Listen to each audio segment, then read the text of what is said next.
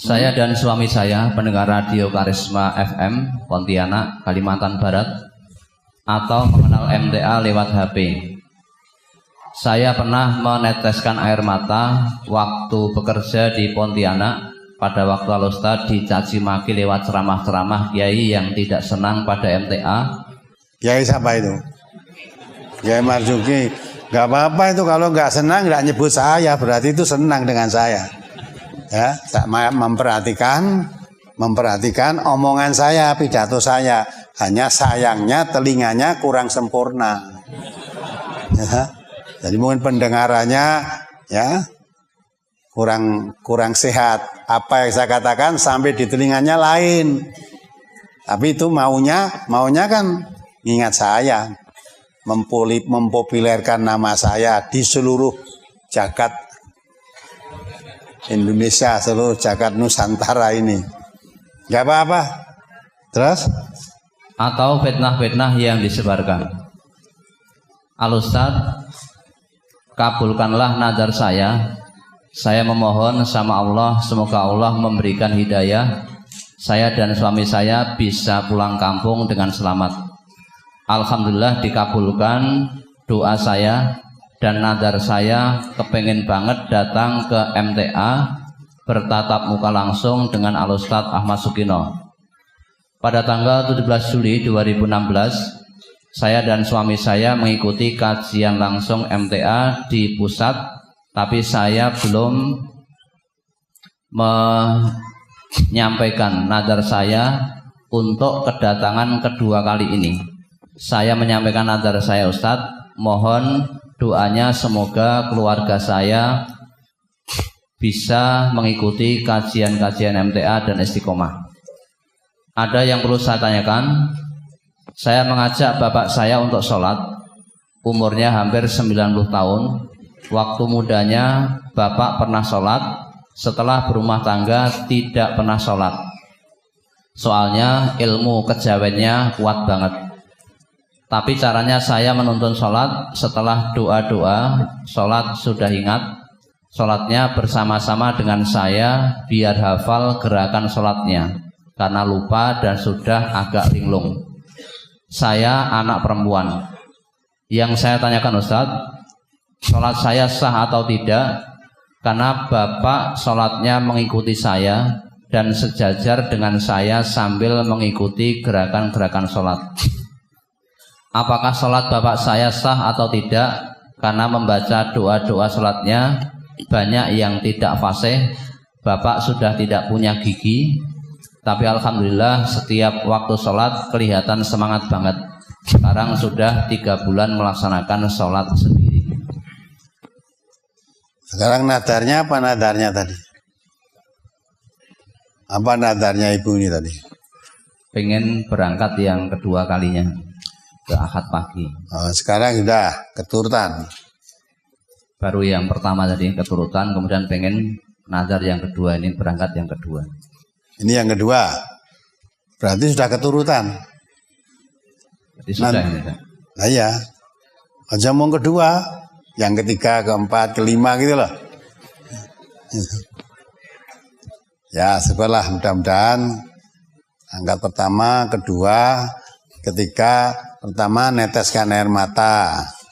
Kedua, makin paham siapa yang ngomong itu. Ketiga, makin jelas. Keempat, makin mantap kan gitu ya.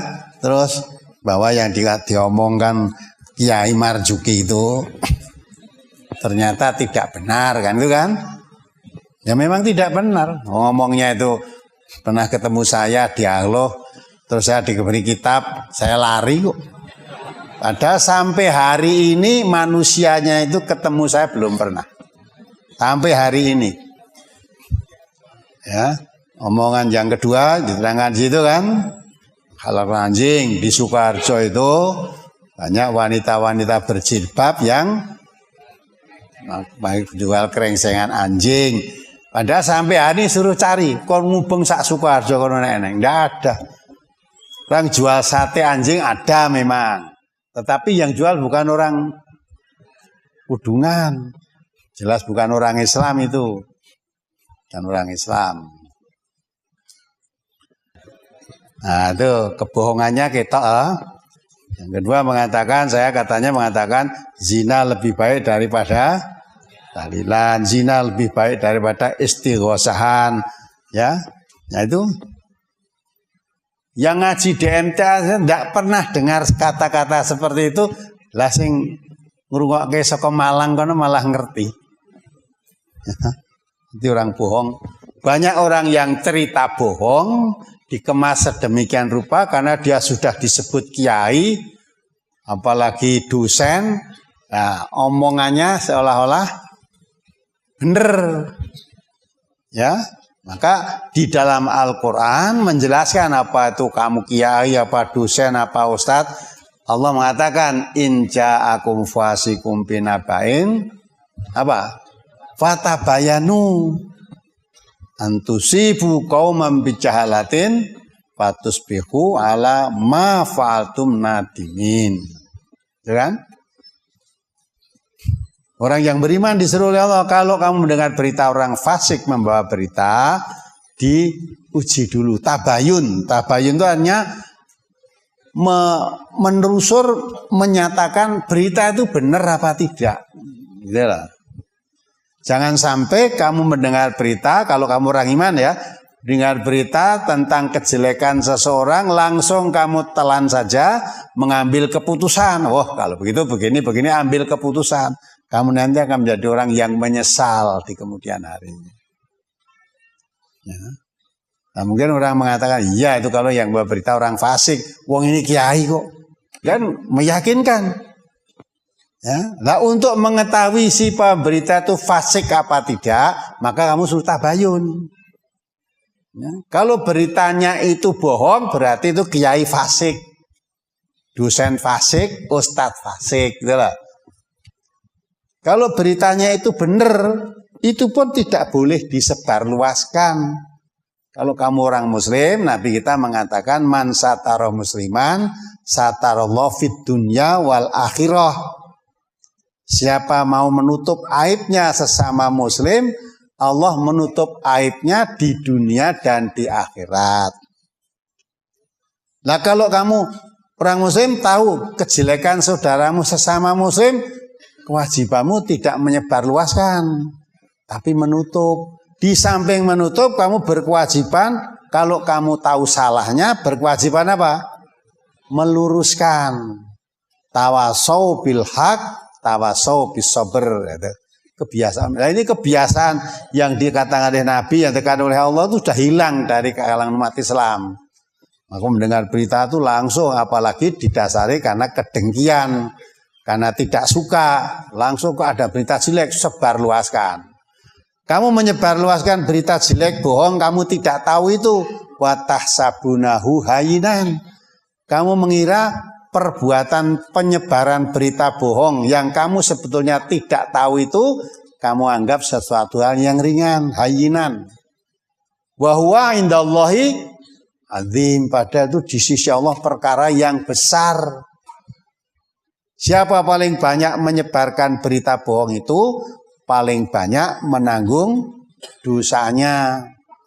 Dan apalagi itu berita fitnah. Ya. Kalau kamu tidak memohon ampun, tidak bertobat, Allah ngendika, innalladzina fatanul mu'minina wal mu'minat tsumma lam yatubu walahum adzabu jahannama walahum adzabul hariq. Dibaca surat Buruj ayat 10. Orang yang menyebar fitnah terhadap orang mukmin baik laki ataupun perempuan tidak bertobat, Allah hancam itu. Beri azab yang membakar, diberikan azab jahanam dan azab yang membakar. Surat Al-Buruj nomor surat 85 ayat 10. Innalladzina fatanul mu'minina wal mu'minati tsumma lam yatubu falahum adzabu jahannam walahum adzabul hariq. Sesungguhnya orang-orang yang mendatangkan cobaan kepada orang-orang yang mukmin laki-laki dan perempuan, kemudian mereka tidak bertaubat, maka bagi mereka azab jahanam dan bagi mereka azab neraka yang membakar. Ya kan?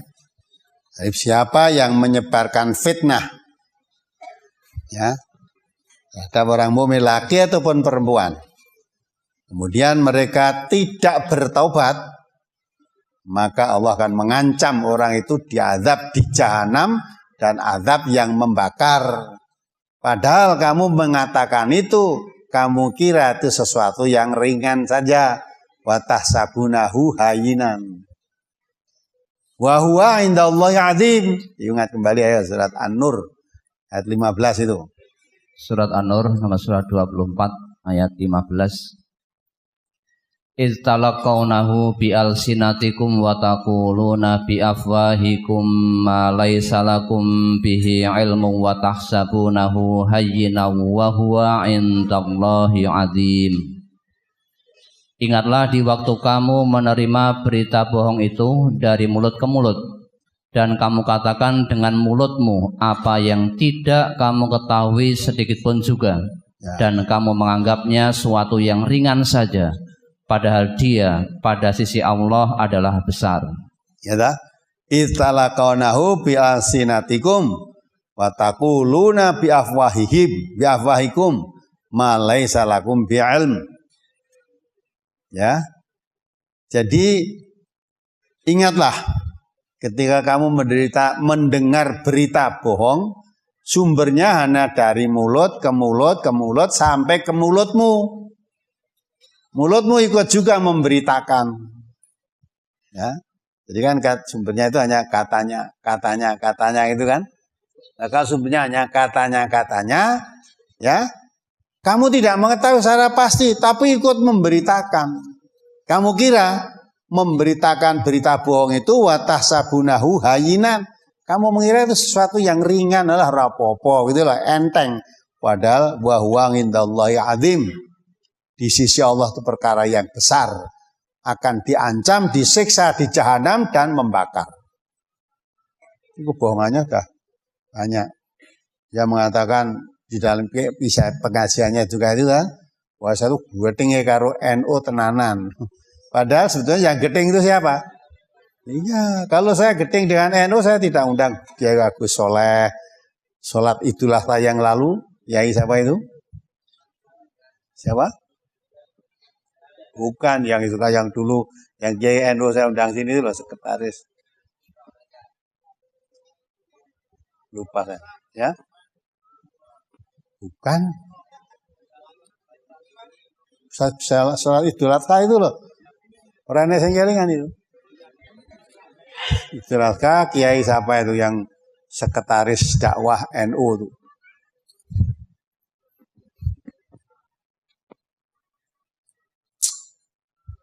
Itu nanti sekali waktu diputar ulang itu CD-nya itu. Jadi NU dari Jakarta, bukan. Kalau Gus Soleh kan dari Jombang, ya. Kalau Yayano itu dari Banyuwangi, Pak. Siapa itu? Ikram Hasan. Bukan itu, sebelum itu. Bukan di sini, di sholat Idul Adha. Itu dulu yang mengarahkan, mengundang itu, ya. Saudara itu Selamat Effendi Yusuf, Allahumma firlahu warhamu. Dia sudah wafat itu. Ya itu. Jadi itu semua. Jadi ibu yang tanya tadi dari mana tadi? Dari Pontianak. Dari Pontianak ya. Dari Pontianak mendengar berita kajian tentang orang atau kiai yang menjelek-jelekan nama saya, nama MTA, sampai ibu mencucurkan air mata, menangis. Itu tidak hanya itu saja, kiai itu akan menyembelih saya juga. Katanya halal. Ya, itu kiai tapi tidak ngerti jenis makanan. Ya, padahal yang diharamkan makanan itu oleh Allah itu makanan, bukan yang memakan. Itu saya disamakan makanan berarti walaupun kiai tidak ngerti kalau saya itu bukan makanan. Itu katanya dalam Quran tidak ada Sukino itu dibeleh saja, itu halal karena dalam Quran tidak disebutkan. Ini nah gitu kok disebut kiai kan ya kiai makanan halal haram. Ini bukan makanan tapi yang diharamkan untuk memakan. Jadi kalau saya memakan yang haram tidak boleh. Lah kok malah makan aku ya. Ya. Padahal kalau membelih orang Islam itu dia mesti masuk neraka. Apalagi tidak dalam peperangan. Wong perang aja sesama muslim itu haramun damuhu wa irduhu wa maluhu. Sesama muslim mengacungkan pedang semuanya. Al-qatil wal maktul finar. Baik yang membunuh atau yang dibunuh semua masuk neraka. Sahabat Nabi bertanya, ya Rasulullah, kalau yang membunuh saya tahu masuk neraka. Mengapa yang dibunuh juga masuk neraka? Ya, karena namanya berkelahi.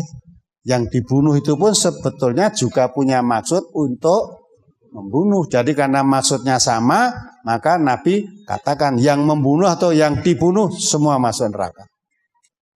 Ya, maka itu diterangkan bahwa itu orang muslim itu haram darahnya.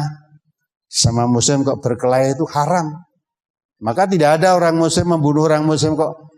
Ya, jihad itu gak ada. Atau mati syahid itu gak ada. Gak ada. Maka jangan mudah kita dibelokkan. Kalau kita kembali kepada Quran dan Sunnah, susah dibelok-belokkan. Ya, orang muslim itu berkelahi haram. Merendahkan saudaranya sesama muslim haram. Ya, menghina haram. Merugikan hartanya haram. Karena al-muslimu akhul muslim. Persaudaraan sama muslim itu dikatakan Nabi kal jasadil wahid. Sebagian anggota tubuh sakit, seluruh tubuh merasa sakit. Itulah persaudaraan dalam Islam. Ya, jadi kalau orang Islam kok menyakiti orang Islam, haram hukumnya. Nah, hadis Nabi yang begini sudah tidak begitu diamalkan. Mungkin malah sudah tidak begitu dikenal karena tidak pernah ngaji. Ya, nah, sering terjadi bahwa sekarang itu perkelahian, perseteruan bahasa terjadi sering sesama umat Islam. Ya, malah mau musuh sama umat Islam panggil Allah, Allahu Akbar. Sing kono ya muni Allahu Akbar. Maju perang pada Allahu Akbar, sing mlebu swarga sapa iki? Maka hindari di mana-mana dicaci maki, kadang dianiaya, tidak pernah balas, jangan sampailah sama muslim perkelahian. Nah ini, maka itulah negeri kita negeri hukum, sehingga kalau ada terjadi semacam itu terhadap kita, laporkan pada aparat penegak hukum. Ya, penegak hukum yang sekarang sedang diproses hukum, itu yang di mana? Ya, Teras Boyolali itu. Ya. Padahal Boyolali, MTA itu pusatnya di Solo. Lah kok Boyolali malah. Padahal di Pontianak, di Merauke aja damai, aman, tentram, enggak apa-apa. Ini dari Medan, ada banyak berapa orang dari Medan ini? Berapa? Ya? 40 dari Medan. Tadi pagi saya lihat mendengar cerita dari Pontianak itu berapa orang tadi? Dari Pontianak. Ada ibu, ada bapak juga. Ada juga dari Ciamis. Ya. Oh ya ini ada. Dari Pakem Sleman 60 orang. Jadi Donorojo Pacitan 1 bis, ibu-ibu semua. Karanganyar Ngawi 2 mobil. Dari Mungkit Magelang 1 bis dan 1 mobil. Dari Genengawi 1 bis dan 1 mobil. Dari Kaloran Temanggung 27 orang. Dari Nanggolan Kulon Progo 1 mobil. Dari Pandean Ngawi 1 bis. Dari Teras Boyolali berapa orang? Ini jauhnya di luar Solo Raya semua, malah ada yang di luar pulau. Pontianak, di Aceh, di Medan itu kan di luar Pulau Jawa. datang di sini banyak. Tidak ada masalah apa-apa. Nah, maka itulah kita negeri hukum, nah kita ada serahkan pada penegak hukum. Nah, penegak hukum itulah nanti akan kita tidak mau untuk berkelahi itu nggak apa-apa lagi sesama muslim. Tahu kok hukumnya haram kok. Hukumnya haram. Haram itu maka hukum Islam itu 5. Tak katakan salah satu diantaranya haram. Haram itu kalau dilakukan berdosa, kalau ditinggalkan mendapat pahala. Yang haram itu. Nah, jangan sampai kita menjaga atau berkelahi sesama orang Islam. Nah, menghadapi orang-orang yang seperti itu kita sudah diberi contoh oleh Nabi lah. Anggap aja mereka orang yang tidak tahu. Nanti kalau sudah tahu, mudah-mudahan tidak akan meneruskan perbuatan mereka seperti itu. Jadi sekali lagi saya tekankan Ibu yang tanya tentang tadi, saya tidak marah dengan mereka, tidak. Sama sekali tidak marah. Tapi saya merasa kasihan dengan mereka. Dengan kiai-kiai yang semacam itu saya kasihan. Ya, itu tersebar di seluruh Indonesia. Sampai di Kerinci, ya, Kerinci, MTA di sana ditutup oleh Bupati Kerinci karena yang mendengar itu katanya MTA mengatakan menghalalkan anjing, zina lebih baik daripada tahlilan, ya macam-macam ya kata orang itu tadi, sampai Kerinci juga. Ya sudah karena ditutup pengajian saya sudah kita lewat pengadilan kita PT UN kan. Menangani tim pengacara Muslim Pusat Pak Mahindra Data itu ya, akhirnya dimenangkan, cabut semua putusan Bupati Kerinci yang menutup MTA itu, dicabut semua biaya persidangan ditanggung bupatinya. Jadi MTA di sana bebas, memang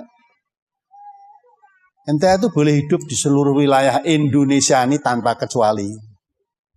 Maka sampai hari ini dengan peresmian yang terakhir kemarin, bukan yang terakhir, yang kedua. Yang kedua di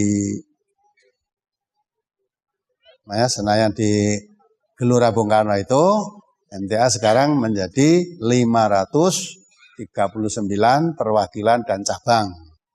Ini sudah menyusul lagi, kalau kemarin belum ada seluruh Indonesia, tinggal satu yang belum ada di Sabang. Alhamdulillah sekarang sudah ada. Di sana sudah dirintis, sudah ada yang kemarin. Insya Allah nanti tidak lama rombongan mau ke sini akan minta diresmikan sebagai perwakilan di cabang.